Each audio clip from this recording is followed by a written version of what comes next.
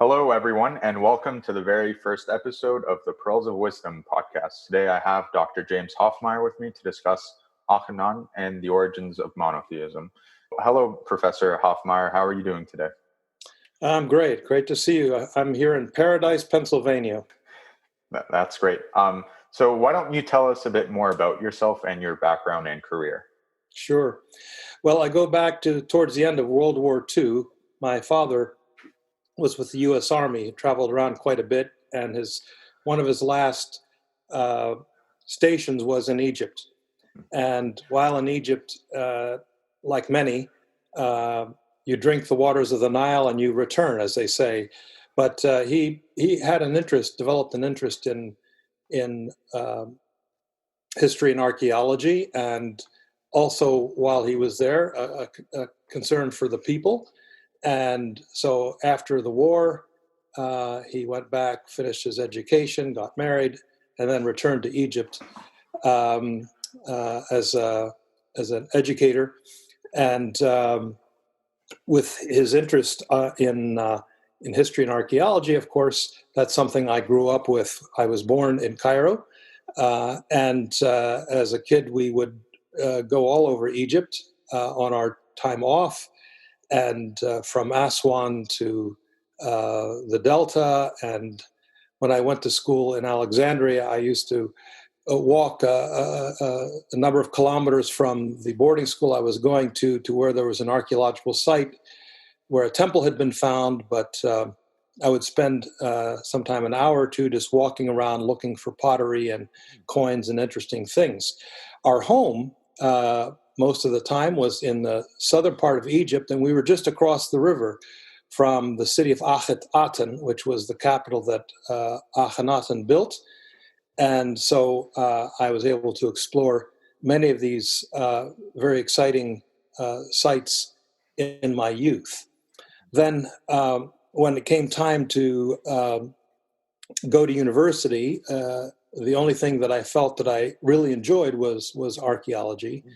And so I majored in Near Eastern archaeology as an undergraduate. And then I came to the University of Toronto for my graduate work. And unbeknownst to me, one of my major professors there, Donald Redford, was director of the Akhenaten Temple project in Egypt. And so a combination of my interest in Akhenaten and Egypt, and then to study with the director of this project. It had been a University of Pennsylvania and University of Toronto project originally, but the University of Pennsylvania got so busy with other things that they left it to Professor Redford. And I was able, as a graduate student, to work with him 2 seasons on the Akhenaten Temple project in Karnak Temple. And we were looking for the remains of the temples that Akhenaten had built there, which had been destroyed and dismantled after his reign. But I'm probably getting ahead of myself there. But in any event, so I had that exposure. And one of the things that Professor Redford was heading up was the collection of these now scattered blocks. They're just 52 centimeters long by 26 by 26. 52 centimeters is an Egyptian cubit. That's the distance from your finger to your elbow. That was their measuring system right across the world of that day. And so these were unique blocks because previous building of temples were made of much bigger blocks. These are small. You could pick up one by yourself, and this seemed to facilitate speed in building, going with smaller blocks. You don't need as much equipment to move things. So in any event, it seems to have been a particular innovation of Akhenaten. So Akhenaten, and I gotta say I'm getting ahead of myself, but I'm trying to put this in context, had built a number of temples in what is today Luxor or Thebes at Karnak Temple. Upon his death, these were all dismantled, and the Egyptians were the original recyclers. And so all these blocks were reused in other later structures, some of which in the course of time had fallen apart. And so you see a large gateway of Ramses II who reigned from a little bit after 1300 BC, so from 50 years earlier when Akhenaten was king. There are these blocks, and they're inscribed with pictures and texts and so on. And over 40,000 of these inscribed blocks had been collected by various archaeological projects over the years. And the Akhenaten Temple project was trying to pull all these things together, photograph them, and then have one great big jigsaw puzzle on paper putting this together, even though you couldn't necessarily put it together in reality, but you could, because one block might be in this building, another one may be in another one several hundred meters away or several kilometers away. So put them together on paper. And so I worked one summer in the office with some of those scenes that had been matched together, and I wrote a chapter for the Akhenaten Temple project on the chariot scenes in which the king and the queen are shown driving through the city of Akhenaten on their chariots. So all of that was sort of background. Then I started my own excavation in North Sinai, and I'm interested in military history as well, and that's what got me to that area, because military history is really impacts any country on its frontier. And so what is today the northwestern part of Sinai, just east of the Suez Canal, was a very important military zone for Egypt in ancient times. By that I mean really from Roman times all the way back to for 2,000 years. So while we were digging in North Sinai out in the desert, all of a sudden we started coming across these 52 centimeter long blocks. Again, they had been reused. They were used as steps. They were being used in other building projects. And of course, I knew right away what they were. These are talatat, as we call them, talatat blocks. And so that, again, created a great deal of excitement.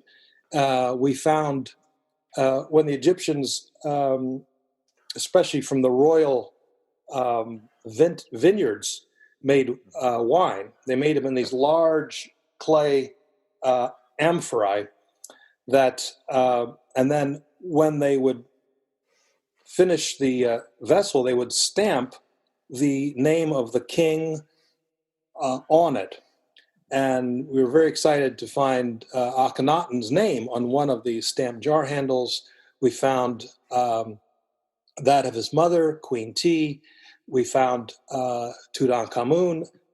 We found a number of members of the Akhenaten family and their descendants. So that was all very exciting. But so with this new information I had and my background interest, I said, this is perfect to write a book about Akhenaten. I've got this long history of interest. I lived near where the man lived. Now I'm finding his stuff out in the deserts in Sinai. And so in a sense, that was a critical factor in my interest and why I wrote the book. I see. Thanks for sharing that. And my next question would be, so why do you think this topic matters? Why should people be concerned with Akhenaten and the origins of monotheism? Sure. Well,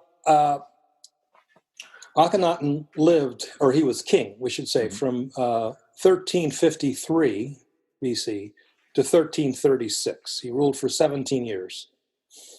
And in that period of time, probably under a decade, he went from being a traditional Egyptian polytheist, that is, embracing all the gods of the Egyptian pantheon, to the exclusive worship of one god, the Aten. The Aten is the sun disk. The sun disk is the vehicle whereby the sun reveals his power, his heat, his rays, etc.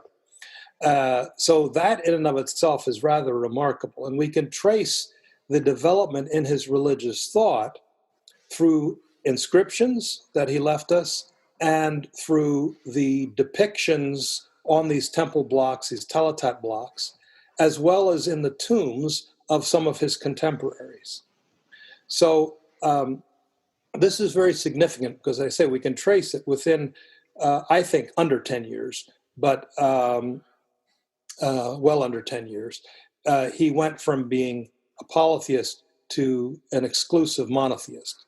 An exclusive monotheist, let me try to qualify, a polytheist is a person who believes in many gods.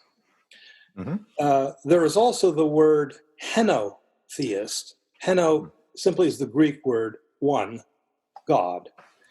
But in the history of religions, that term henotheism doesn't mean you believe that's the only God. Mm. A henotheist says, this is my God. You know, I worship the God X or goddess Y. You can worship all the gods you want, but I only worship this one. Mm. Okay, that's a henotheist. The term monotheist, again, it's almost identical. The word mono is the Latin word. Mm-hmm. Yep. So one God. But technically, henotheist and monotheist are radically different. A monotheist says, with the Islamic creed, there is no God but God. La ilaha illallah. There is no God. This is the only one.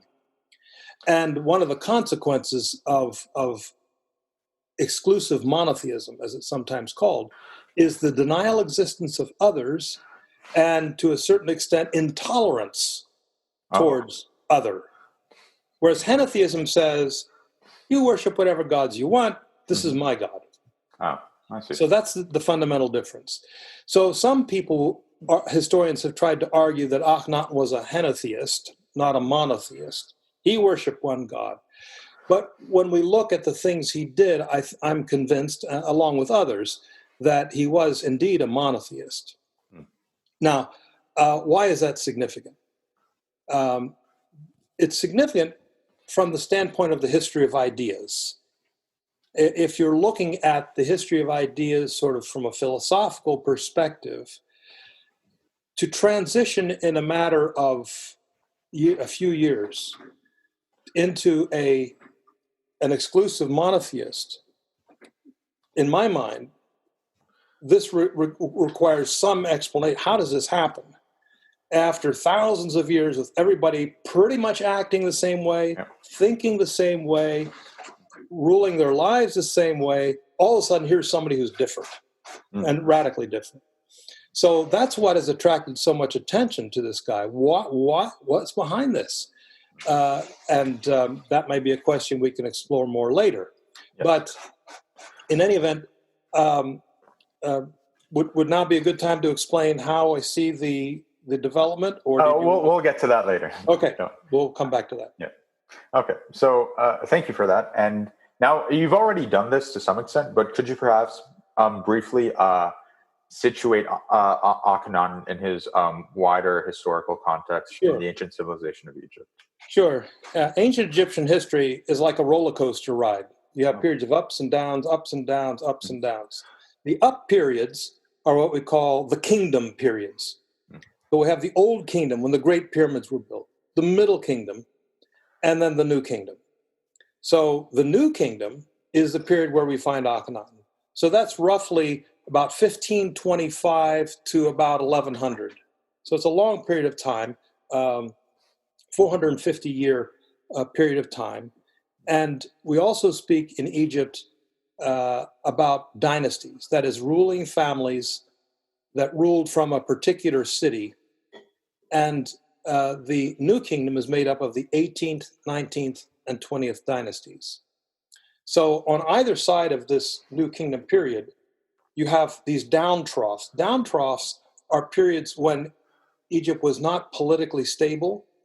There was no political unity. That is, there was not one pharaoh ruling over Egypt. Typically, it meant Egypt was divided, sometimes into two parts or multiple parts, with different kings all claiming to be the pharaoh. So you can have multiple pharaohs. And so you have different parts of Egypt where there are powerful rulers over a small area. So the kingdom periods are when Egypt is politically united, one pharaoh, sort of everything working together, common cause, etc. So the New Kingdom then is Egypt's period of international domination. During the New Kingdom, Egypt controlled all the way down the Nile, halfway through what is present-day Sudan. There they were exploiting gold. That's where ancient Egypt gold came from, largely Sudan, some from Egypt, but mostly Sudan. And so they colonized Sudan. Huge forts were built in the Middle Kingdom, 1900, 1800. On the other direction, Egypt marched all the way up to and across the Euphrates River. So we refer to the New Kingdom as also the Empire period, in which you have warring pharaohs marching on cities, taking control. And for Egypt, of course, the most lucrative place to control was Nubia, or Sudan for its gold, and the coast of what is today Lebanon, because Egypt to this day is still very barren of good wood. And cedar of Lebanon, for which Lebanon is famous, was being shipped to Egypt going back into the 3rd millennium BC, back into almost just around 3000 BC. We have the beginnings of cedar coming to Egypt. And so Egypt really liked cedar, and so it wanted to control this area for economic reasons. So this is the Empire period. All these warlike pharaohs. And then along comes a guy who seems to be more of a philosopher king, or at least that's how some in the West perceived him, who didn't seem to be so ambitious to expand and build. In fact, under his father, Amenhotep III, who reigned 38 years, everything that king made was huge. He was benefiting from what might be called the Pax Aegyptiaca. Egypt was at peace. It controlled the Near East. It was collecting taxes and revenues and was very rich, and pharaohs could build huge temples and all of that. So it was a very prosperous and peaceful period for the most part. So that's the background into which Akhenaten comes. Egypt is powerful, it's rich, and of course, in the process of Egypt being rich and the pharaoh being rich, the king, of course, from day one, would share the booty of his victories with the gods of Egypt. So temples were built, priesthoods got very rich, temples owned plots of land, properties, vineyards, and temple institution became very wealthy. Now that's something we'll come back to a little bit later on. So into this milieu comes Akhenaten, who captures the attention of everybody for what appears to be a very different approach. I think some people go too far into turning him into a 1960s hippie who's smoking marijuana and writing poetry, as some have tried to do. But so that's a general background, and why what happened next, which I imagine will be your next question, is so shocking and different. I will get to that question, but first I would like to ask you more about your methodology. So in your book, you write that, and I quote, "Often archaeologists and historians approach matters of religion with a jaundiced eye." And then you go on to say that you have tried to avoid this tendency by taking the so-called phenomenological approach to the study of religion. Can you please explain the more dominant approach, as well as your misgivings about it? And can you tell us about your preferred methodology, as well as its advantages? Sure. Yeah. Ever since the Enlightenment, there has been, certainly in the West, a tendency to be dismissive of anything that we might call religious phenomenon, religious phenomenology. And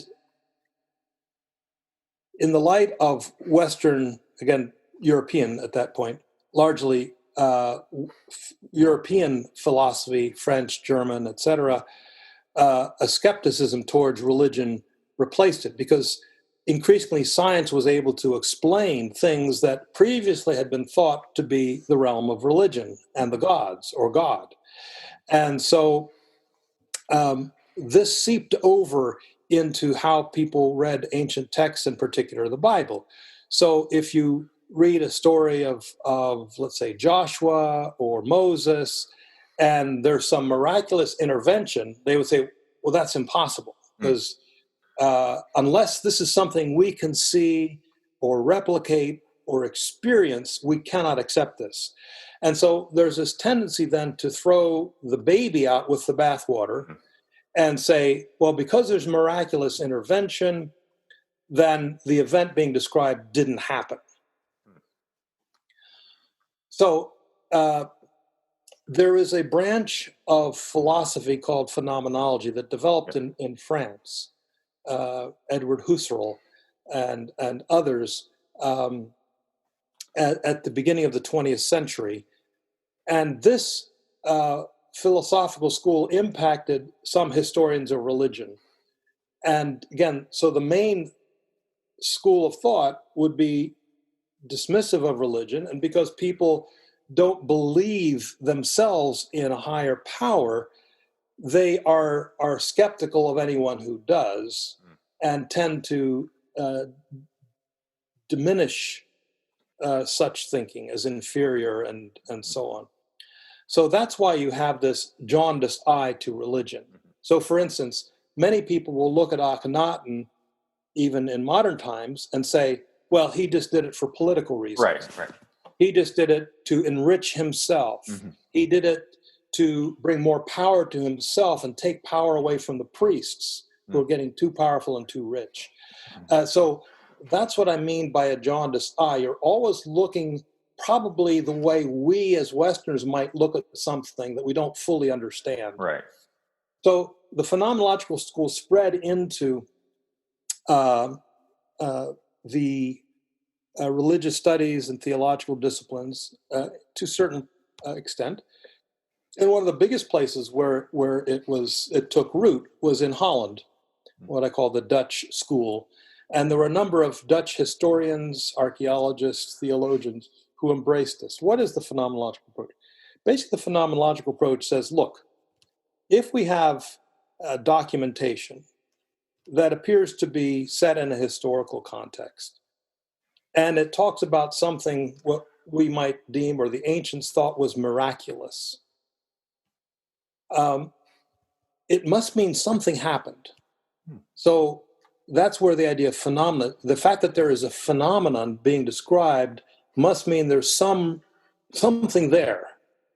In other words, why do Muslims celebrate the Ramadan? Because they believe that this is a period of time that Muhammad received his revelation from God. Why do Jews celebrate Passover? Because they believe they were in Egypt and they left Egypt. In other words, there's something behind that. And the tendency of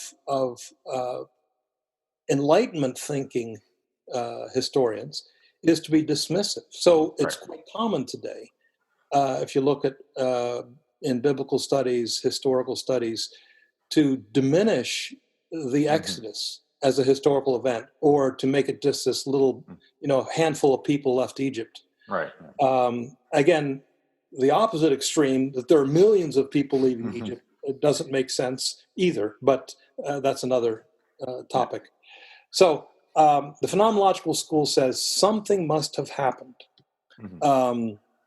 and therefore it takes seriously. In other words, and then for me, my work has shown that other kings across the Near East, both in Egypt and Mesopotamia and elsewhere, they lived in what we might call, had a religious worldview, not a scientific worldview. So just like one might look today and as a scientist and look at the sun and the sun setting, and you say, well, in reality, it's not the sun that's setting, it's the earth that's turning. That's a scientific explanation. All of the ancient peoples believed that somehow the sun was itself a manifestation of deity. Now, because they give it a theological explanation doesn't mean the sun doesn't exist. You see, phenomenological process, wait a minute, there is a sun out there. Just because you give it a theological explanation doesn't mean it's not real. And so it is with the phenomenology approach. And so I took that approach into, in fact, my dissertation at the university was on sacred in the vocabulary of ancient Egypt. So I started this through my readings in philosophy and history of religions at the University of Toronto. And that's where I got into the phenomenological school and the phenomenological approach, and really have applied that through my work over the years. That's great. Thank you. And now, could you tell us about Akhenanen's religious development? Sure. Yeah. First of all, you need to know, and it's interesting, not maybe a major consideration, but Akhenaten was not the eldest son. He had an older brother, Thutmosis, who must have died in his teens, who was the heir. So we know very little about Akhenaten growing up.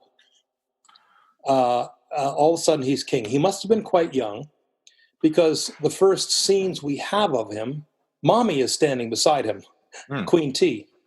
And whenever you see a king with the queen, that usually indicates the king is relatively young, and the queen mother has a very important role to play. So in his earliest years, he maybe a year or two, he is young, maybe in his mid-teens.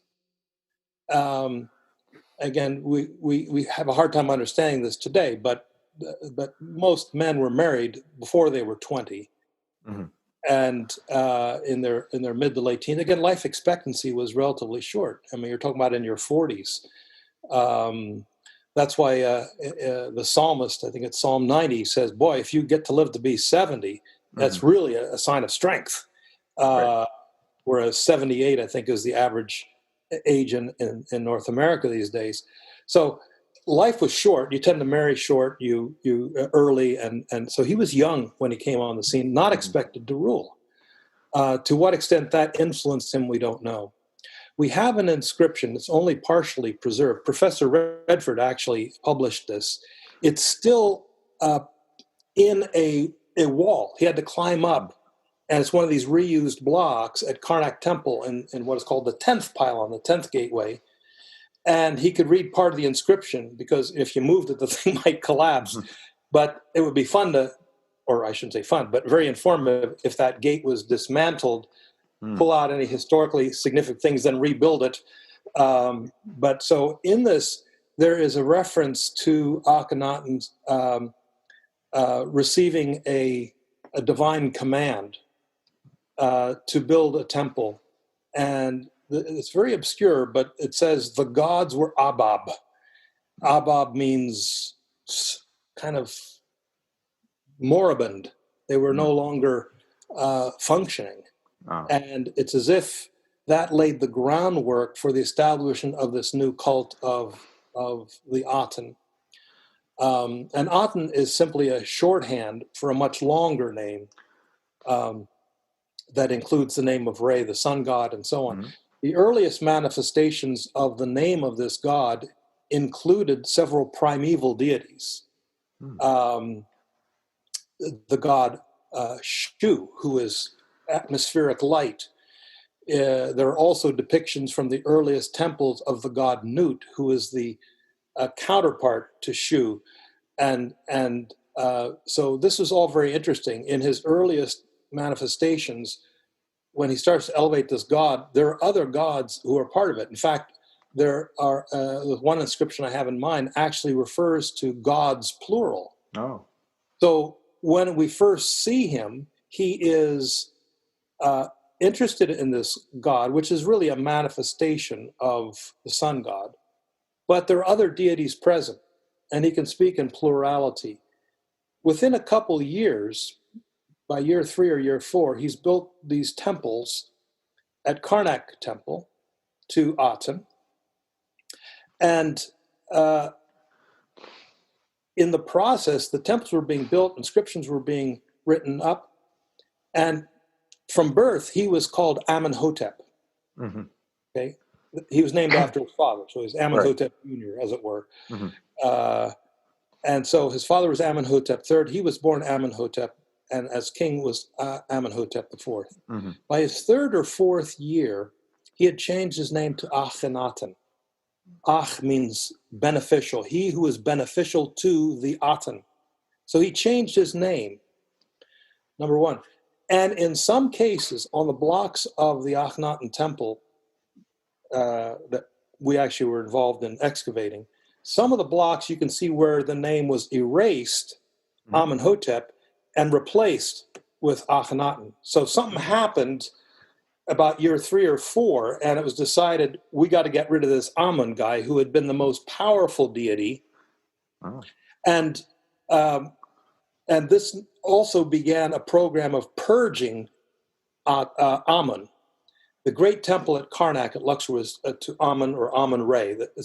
Amun is the sky and Re is the sun, and this is a coalescence of these two powerful deities. So you have Amun-Re, the most powerful god. He's called the king of the gods in Egypt. And suddenly his temples are closed.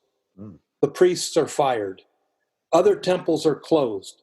And Akhenaten is directing all of the resources to this new temple cult. And he was building them all over Egypt, and maybe even as far away as North Sinai. The blocks that we have must have come from somewhere out there. What's interesting is all the way out in Sinai, we discovered some door lintels, which had the name of the great-grandfather of Akhenaten, Amenhotep II. And in the cartouche, the royal name, Amenhotep, the name Amun had been hacked out, erased. The sun disk part of Re was preserved. So we know who did that. Akhenaten's, probably his military went around hacking out the names of Amun, destroying statues of Amun, and so on. So when you start seeing that kind of purge of the top dog or top god, then you know something has changed. Right. Even in some inscriptions where you had the word, the plural for gods, which is 3, one sign, that's a standing flag, is God. 3 is plural. Mm-hmm. We have cases where the word gods has been purged. The name of Aten changed because the earliest ones, incorporated into the very long name, are the names of a couple other deities, including Shu, the light, including Reharakti. These names are all now purged. What's interesting too is the images. Even at first, this god Aten was presented as a falcon with a sun disk on his head. By the time he makes his new capital in Middle Egypt, he abandoned the city of Amun in Luxor, Thebes, moved to the central part of Egypt where he founded a new city. And that city is called Aten, not Akhenaten. Achet means the horizon of Aten. Mm-hmm. And there he built this new city with temples only for his god. And what's interesting is after that, you never see the presentation of Aten as a falcon. It's only the disk. So he's completely demythologized the other ways of representing deity as humans with animal heads or sun disks or whatever. All of that is gone. All we're left with is a sun disk and his name. So you can see then that there is a progression of abandoning the former holy city of Amun, an attempt to eradicate his name and his memory, and with his death, there's an attempt very quickly to bring his name back. So, for instance, everybody knows the name Tutankhamun. Mm-hmm. Well, King Tut's name at birth was Tutankhaten, the living image of Aten. But as soon as this revolutionary period ended, all the members of the royal family switched their names. So Tutankhamun, the daughter, Ankhesenamun, was Ankhesenpa'aten, and so it goes. They changed their names. So all the effort that Akhenaten went to try to suppress this deity apparently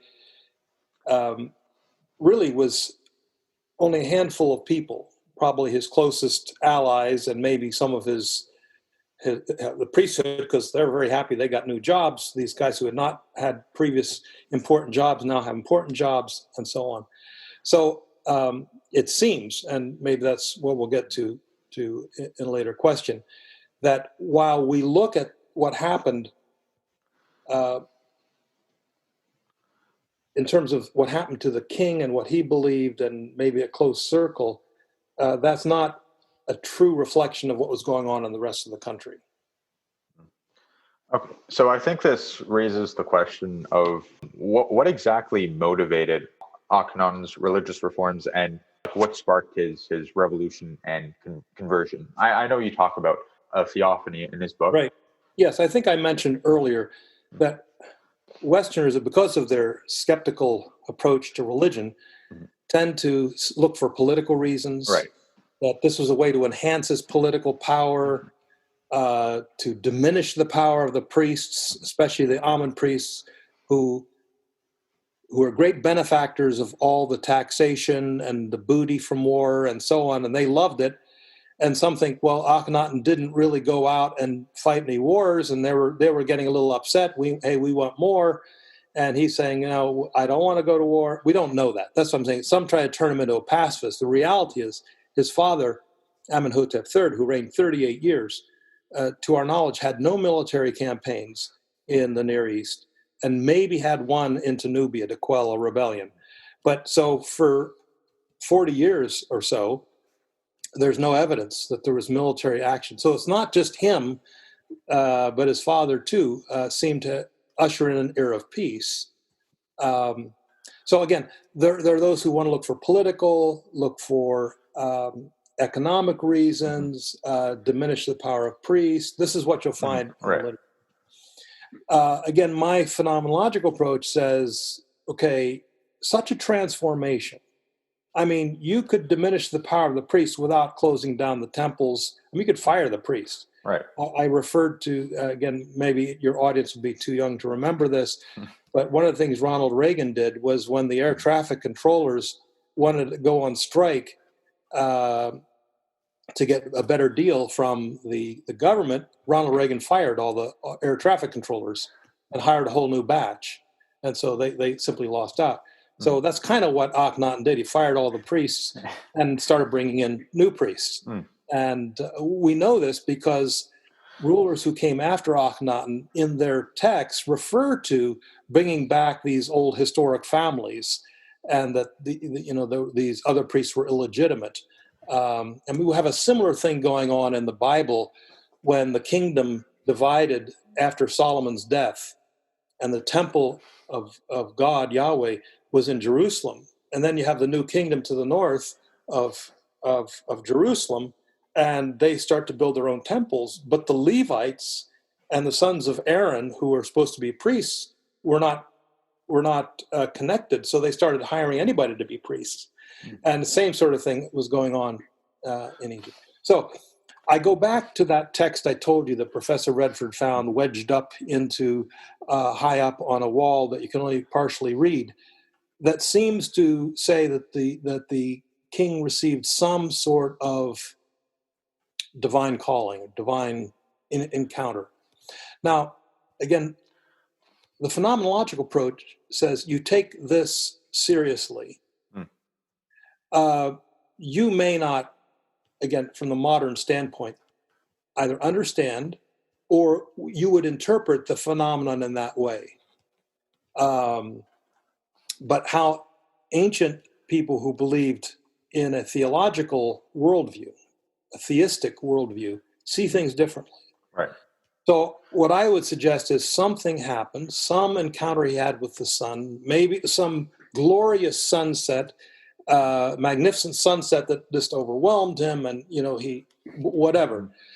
But we also have when he established his capital, his new capital at Aten in Middle Egypt, he erected slabs of stone, we call them stela or stelae, plural, around his city to mark it. There are something like 16 of them, I think. One was only discovered a few years ago, but in any event, these mark his territory of his capital. And he mentions on his first visit to the area that that he had a vision or an encounter, and as a result of this, it was determined that he was going to build his city there. Now, if you stand where his great temple is today, and there's not much of it left, and you look straight through what would have been the holy place to the limestone cliffs that are about 2 kilometers set back from there, there is 2 mountain ranges that come down like this. And on certain days, the sun will come up just between those 2. And the Egyptian hieroglyph for horizon, the sign is Achet, and it's 2 mountains with the sun coming up in between it. And so clearly he must have seen sunrise at the right time when the sun was between these 2 mountain ranges, and he saw the Achet sign. So what does he call the place? Achet Aten. So these texts talk about it, and he says, look, it was not any priest. Nobody I talked to told me to do this. It was the God himself who told me to build this temple here. And so in a sense, that temple aligns right up with that interesting geological formation where the sun would come up. So clearly that alignment of the temple was to commemorate that sacred moment, that sacred encounter he had. Okay. So that's what I'm talking about, that these sort of things happen and they interpret them. I mean, you can't say, well, he didn't really have an experience. Well, he must have, because there's the temple to prove it. The temple is proof of the phenomenon. Now, from our scientific worldview, we can explain it differently. But what I'm saying is their worldview sees it as a divine encounter. Right. Okay. So, and now I would like to ask you about the hymns. So there are a number of hymns addressed to Aten. And so what do you think, what insights do you think we can glean from them? And what do they reveal about Akhenaten? Yeah. Well, what's interesting is the great hymn. There are a number of smaller hymns, or 5 versions of a shorter hymn. There are even other shorter hymns, but there's the long one. The great hymn is the longest. It was found in one of the tombs at Amarna. Amarna is the Arabic name of the site today of Akhenaten, Aten, the capital. The great hymn is the longest and most beautiful. In fact, the late Professor John Foster, who was an expert on English literature, and then he went into Egyptology to study Egyptian literature, and he studied hieroglyphs at the University of Chicago, so he actually translates texts, and he considers this the most beautiful piece of literature from the ancient world. And what's interesting is that it is referred to as the king's sabayat, which means instruction or teaching. So even though it might have been primarily a liturgical thing, it was, as is even songs that would be chanted in a synagogue or a mosque or a church, are intended to be didactic. They're meant to teach, to instruct. What's so important, not only the beauty of it, but most significantly, where there is an expression of exclusivity, that you are God without any other one. You're the only. It refers to God as Wa, only, the one, the only one. And so you have probably the strongest monotheistic statement coming out of the great hymn. So many people hold that up as probably representative of the doctrine of the Aten, which appears that this was a composition of his, which is again why some people think him as this sort of poetry writing hippie who doesn't want to go to war, peace child, and all that sort of stuff. But so it really is quite instructive, and not only is it literary. I mean, even the English translation, you read a translation, it just reads beautifully, and. But there's a lovely intimacy that Aten is, and there's this universality. I mean, you think about it. If there is only one God, then he's not just my God. He's not just Egypt's God. Yeah. And Yes. so it talks about Nubia and Syria, sort of the other ends of the world. And a beautiful thing that when a chick comes out of the egg, that this is the doing of the Creator God. So there's these beautiful little intimate expressions in it. So the statement of exclusivity, and then the fact that this God is universal in scope. And again, if you think of the logic, wherever you went, there was the sun. So it's inescapable. And so this was counter most understandings of deity, that it was thought that gods had only local impact. And once you get out of this zip code and you move to the next zip code, you better be on good terms with the deity there or the goddess there, and so on. And so the idea of universality, of course, is something that I think began with the empire period, because they started seeing, hey, we go to Nubia, we go as far south, there's the sun. We go across the Euphrates, it's still there. So I think ideas of universal, all-powerful deity was developing. And I think in that sense, Akhenaten took it the next step. Okay. So, I mean, as a related question, should Atenism, Akhenaten's religion, should that be understood as a monotheistic religion, or a henotheistic one? Yeah. Well, that, of course, is the great debate. And one of the reasons I wrote the book was to argue in favor of that. Right. My professor, Donald Redford, who I mentioned earlier, who directed the Akhenaten Temple Project, has written on this subject too. Ironically, Professor Redford left Toronto some years ago and came to Penn State University, where he is still teaching, and I, his student, have retired, which is interesting. So there are a number who would argue, indeed, he was monotheistic. And the big issue is this exclusive element that moves him from being a henotheist to a monotheist, as historians of religion use the term.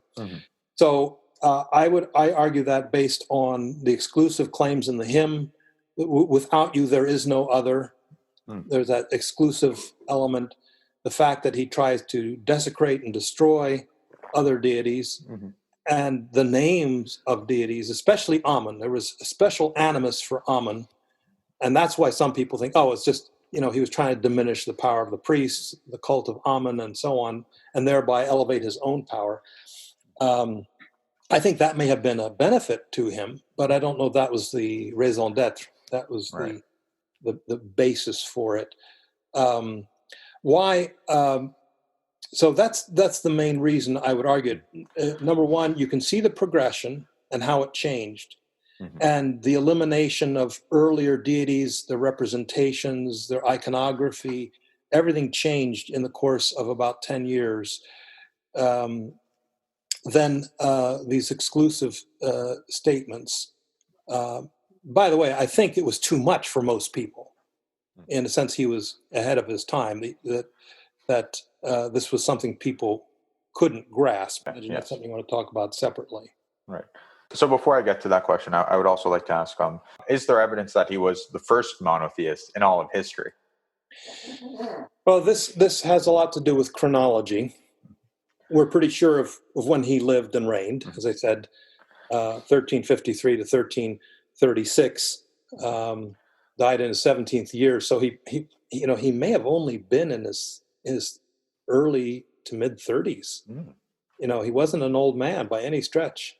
Remember, I said he came on the throne quite young, maybe mid-teens, and 17 years later he's dead. So he could have been 32, 34. So,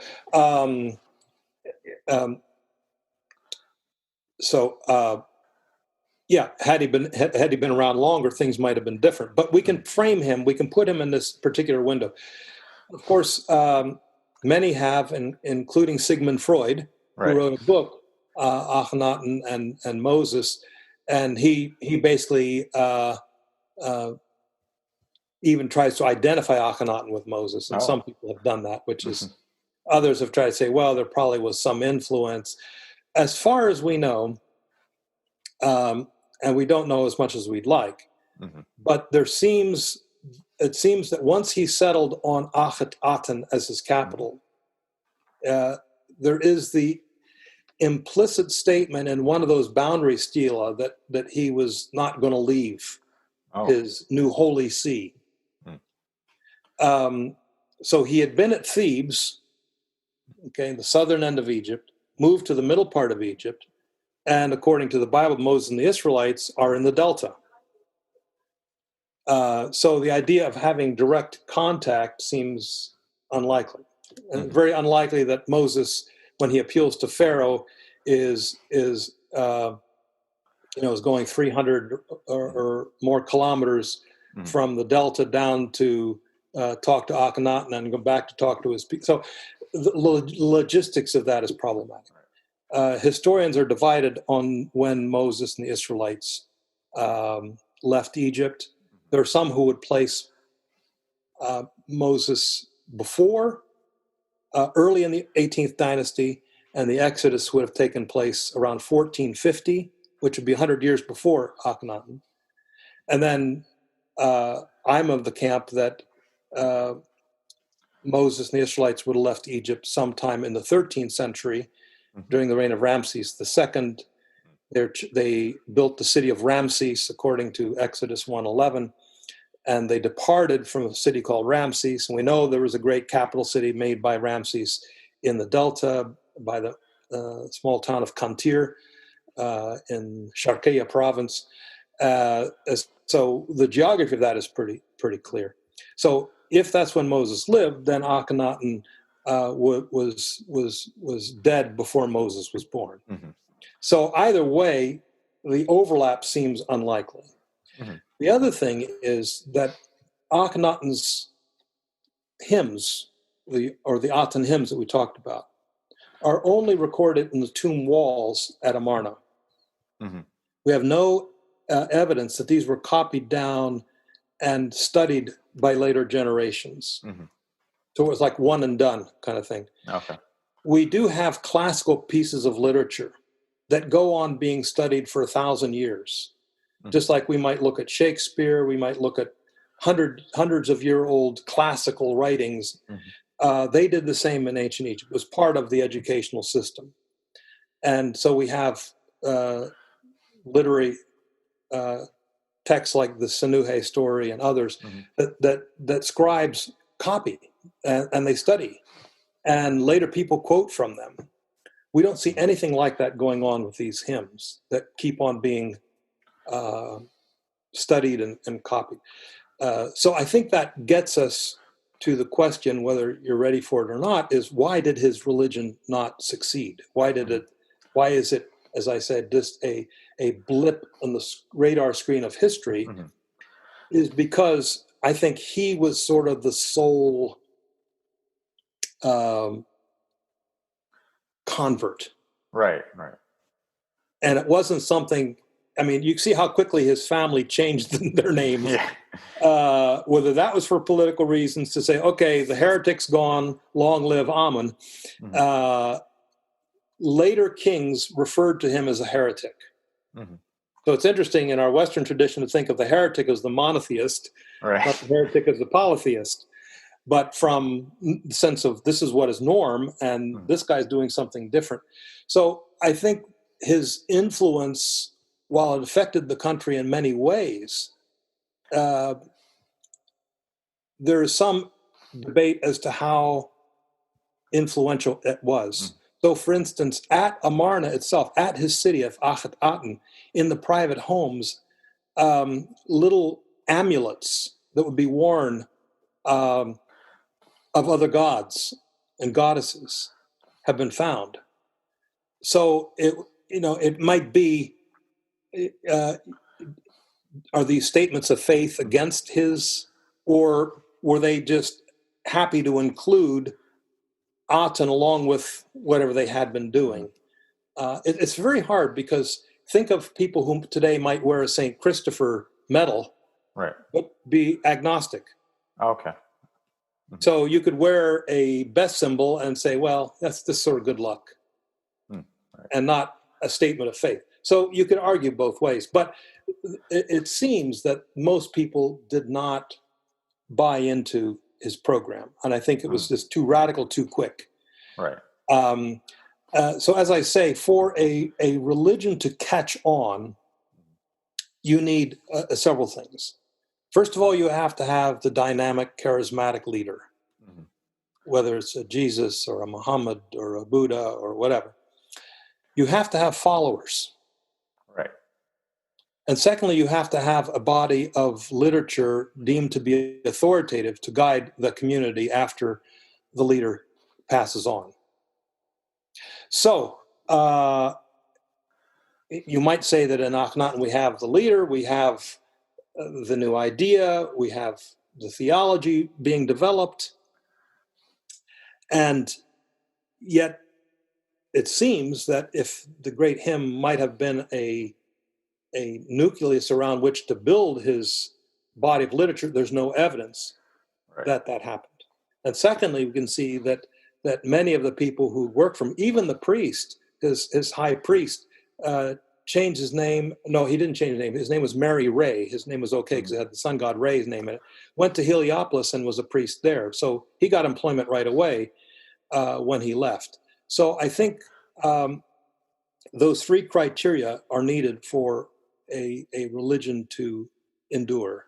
And Akhenaten's, I think, number one, he failed to have a substantial following, if any. Maybe his wife, maybe a few members of his family, but they very quickly switched back. So he didn't have the following. He didn't have the body of authoritative literature that the faith community kept alive. So I think that's why it's a very brief moment in history. But why? And again, compare that again with Moses. You have your leader, you have a revelation, you have a body of scripture, you have a community of faith who, here we are over 3,000 years later, and the Torah is still considered as a basis of authority. Right. We don't have that for Akhenaten. But from a history of ideas, this is what I was trying to say is so important from a philosophical perspective, that if he is the first, then that becomes significant in and of itself. It is interesting that both Moses and Akhenaten were both in Egypt.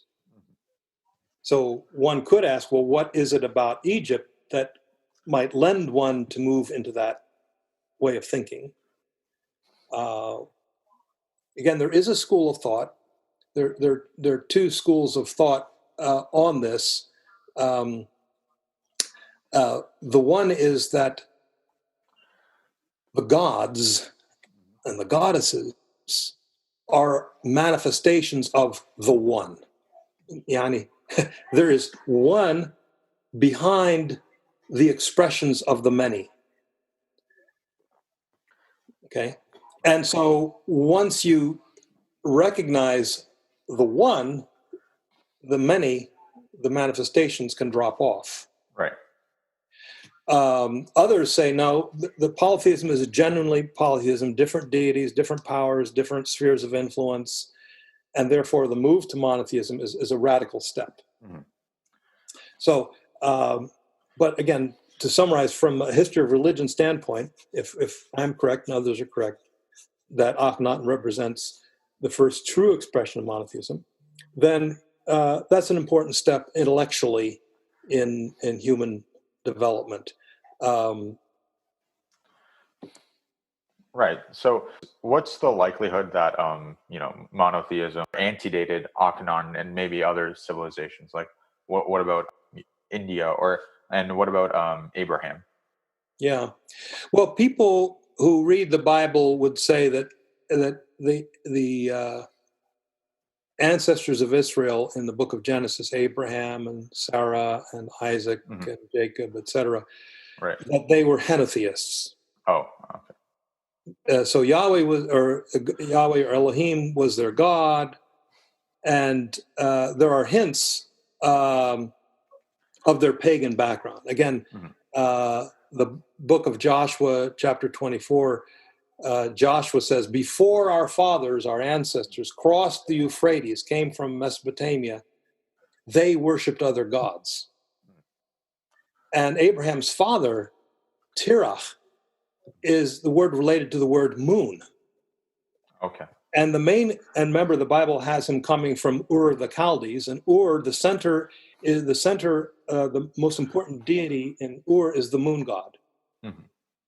And the sister site where the moon god is important is Haran. And Abraham, we're told, went from Ur to Haran. So clearly they seem to be very much connected to the god, the lunar god.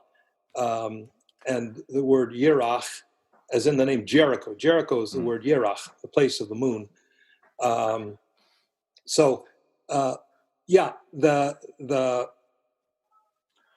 fact that, for instance, Jacob's wife steals her father's household god, the so-called teraphim. Some would say, see, there, she didn't want to leave her home and not take her gods with her, and things like this. So I think at best one would say they were henotheistic. This is the God we worship. And again, that's probably the best we can say with any certainty, based on how the biblical text describes Abraham. Okay. Thank you for that. In terms of the rest of the world, it's interesting, as again, bear in mind, the idea of monotheism was seen as a heresy. Right. Before the New Kingdom, remember I talked about these ups and downs, in the second intermediate period, as between the Middle Kingdom and the New Kingdom, we had the so-called foreign Hyksos rulers. Mm-hmm. They ruled Egypt for about 125 years. Mm-hmm. And their principal deity was the Canaanite god Baal. Yes. And later criticism of the Hyksos was that basically they were heretics because they worshiped Baal, almost saying that they were monotheists. Oh, okay. But anybody knows Canaanites weren't monotheists. Mm-hmm. Baal comes with a package, and that package includes El, his father, and Dagon, and Asherah, and Astarte, and Anat. So I think that was just sort of bad PR. The Hyksos were labeled as monotheists who worship Baal.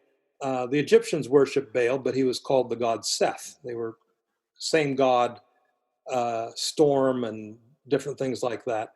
So, but it's interesting that this was used by later Egyptians as a polemic against the Hyksos. Those dirty Hyksos were monotheists. They worshiped Baal. Yeah.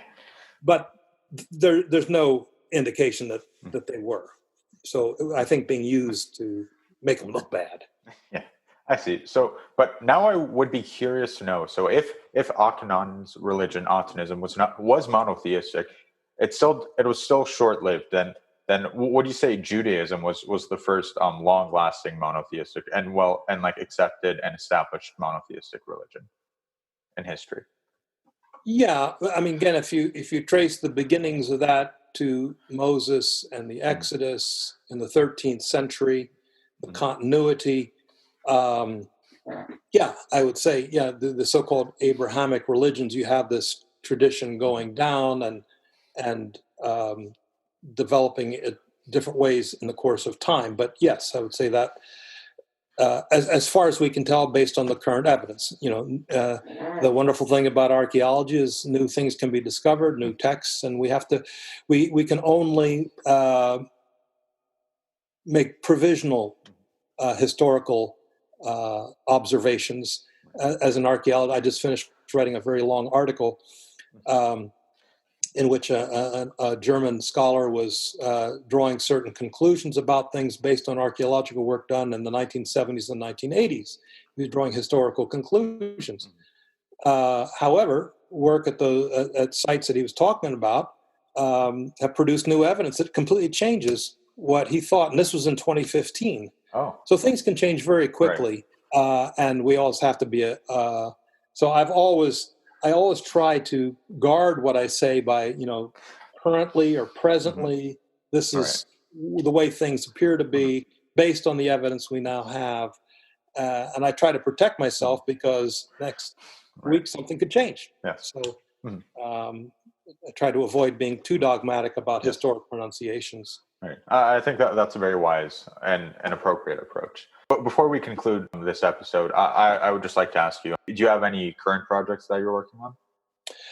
Well, one of my passions from my youth, of course, is try to understand the biblical stories about the sojourn of the Hebrews and the Exodus in their Egyptian context.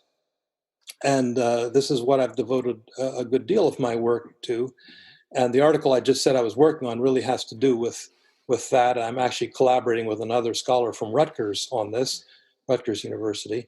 And he's reading my part, I'm reading his part, and we hope to publish that soon. But it has to do with the geography of the Exodus and places mentioned in the book of Exodus and the archaeology related to those sites.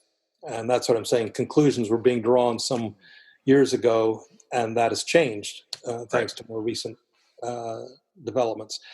So I have a book that was published in 23 years ago with Oxford University Press called Ancient Israel in Egypt, Evidence for the Authenticity of the Exodus Tradition. Right. So right now I'm working on a second edition, Oxford second edition. So it's going to be largely expanded. And again, almost 25 years of new information, new arguments. And then most significantly, since I wrote that book, my own archaeological work in North Sinai will be brought into it. So I was not quite yet, when I wrote that book, actually working in North Sinai. Now I've spent a decade there. So there's a lot of new material to bring into that. So that's number one writing project right now. I am working on another book, which may be of interest, and with an evolutionary microbiologist from Rice University. We're working on a book together called Can We Believe in Evolution and Creation? Oh, interesting. And she's the scientist, so she poses questions to me from science about scripture, and I pose questions to her from scripture. How does she deal with this as a believing scientist? Right. She's not. She is a committed Christian, but an evolutionary microbiologist, research biologist. She does work for funded by NASA, by the National Science Foundation. So she's a top level researcher. So that's I'm very working on impressive that right now. And then thirdly, I should be right now on my way to Sudan, but thanks to COVID, I'm not. I was invited to work on a project in a site called Nuri in Sudan, where the Nubians, remember I said earlier that Egypt controlled northern part of Sudan and colonized it. They left the print on the culture, so much so that for another 1,000 years after the Egyptian colonization, all the way down to the Christian era, the royalty built pyramids in Sudan. And so we have 1,000 years of pyramids in Sudan, and little known in the West, but they're there. They've been studied for a long time. So there's this cemetery, and the largest pyramid there is of a Cushite or Nubian king named Taharka. And Taharka happens to make his appearance in the Bible in the days of King Hezekiah and the prophet Isaiah. So he's mentioned in the book of Isaiah and mentioned in the book of 2 Kings as having come out to fight the Assyrians who were surrounding Jerusalem at the time. So I was invited to work. His pyramid has been partially studied and researched, but parts of the complex have not. So I was supposed to be there over the next coming months, but that's been postponed a year. So Lord willing, inshallah, next year at this time, I'll be in Sudan working on this pyramid project. That would be very cool. And about the two books that you mentioned that you're working on, do you know when they will be released to the public? It has a lot to do with when I finish. Usually a book takes about 1.5 years from the time it's submitted till it's published. So I'm just at the beginning stages of writing the the second edition, and I'm trying to finish up the evolution creation book. So I would say we're talking about somewhere in the realm of a year and a half to 2 years from now. Okay, that's not too long. A year and a half is almost what it takes from a book to be edited and typeset, then they send it back and you proofread it, then they send it back, you send it back, they go over it, then they send it and you make your index, and it's a tedious, slow process. And now that I'm retired and don't have graduate assistants to help me, it's going to be more work. But those are some of the projects I'm working on. Oh, okay, well, that's cool. Thank you very much for this discussion. It's been very fascinating. Do you have any closing thoughts before we end our show? Well, I'll just say I'm happy to join you again on another occasion to have a chat with you. Yeah, I'd love to talk about either of your new books. And so how can people find out more about you and your work?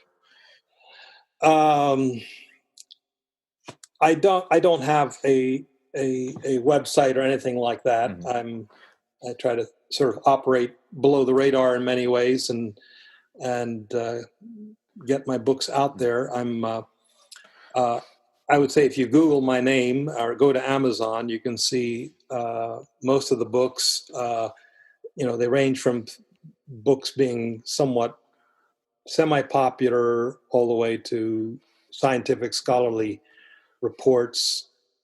Most of my writings tend to be published by university presses. I have 3 books with Oxford University Press. My first book on sacred is now out of print many years ago, but that's in Fribourg, Switzerland, University Press. My latest book, it's an excavation report from our work in Sinai, is Penn State University Press. So these are not necessarily the books that undergraduates would just pick up and read, but if you're doing research on certain things, they would be, in some cases, cutting edge. The books like Israel and Egypt, or Ancient Israel and Sinai, which is the second sequel to Israel and Egypt. These books are scholarly, but I've tried to write them with a general audience, that they could pick it up and read it.